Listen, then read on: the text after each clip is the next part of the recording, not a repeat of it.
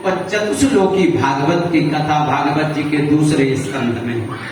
हम सब लोग भागवत जी के दूसरे स्कंद को प्रणाम करते हैं।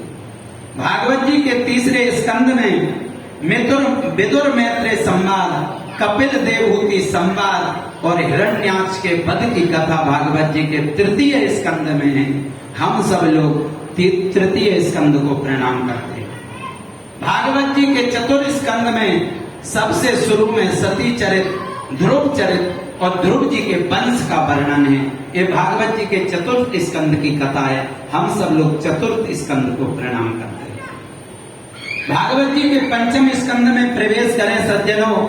प्रियव्रत, आग्नेय, नाभि, जड़ भरत की कथा, रघुगण की कथा, भूगोल, खगोल और 28 प्रकार के नरकों की कथा, ये भागवत जी के पंचम स्कंद की कथा है। हम सब लोग भागवत जी के पंचम स्कंद को प्रणाम करें। भागवत जी के छठे स्कंद में प्रवेश करें सज्जनों तो अजामिलोपाख्यान है, गुरु हत्या का परिणाम है और मरुत गणों की उत्पत्ति की कथा भागवत जी के छठे स्कंद में है। हम सब लोग भागवत जी के छठे स्कंद को प्रणाम करें। भागवत जी के सप्तम स्कंद में प्रवेश करें सज्जनों तो पहला चरित्र, तुम भी प्रणाम करते। भागवत जी के सप्तम स्कंद में पहला चरित्र नृसिंह देव की कथा ये भागवत जी के सप्तम स्कंद में है। हम उनको भी प्रणाम, सप्तम स्कंद को प्रणाम करते हैं। भागवत जी के अष्टम स्कंद में प्रवेश करें सज्जनों तो भागवत जी के अष्टम स्कंद में गजेंद्र उपाख्यान है, समुद्र मंथन की कथा है और भगवान ने जो मत्स्य अवतार धारण किया था ये भागवत जी के अष्टम स्कंद की कथा है। भागवत जी के अष्टम स्कंद को हम लोग प्रणाम करें।